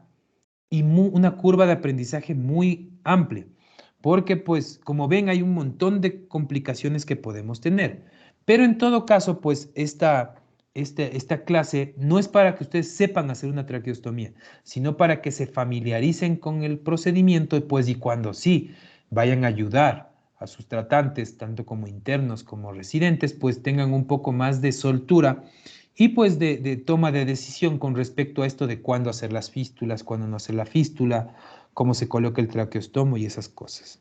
Sí. Bueno, si no hay más preguntas, entonces les agradezco mucho, chicos, por el acolite. Disculpen que no pude ir hoy. Y bueno, esta semana no nos vemos porque el viernes tengo turno.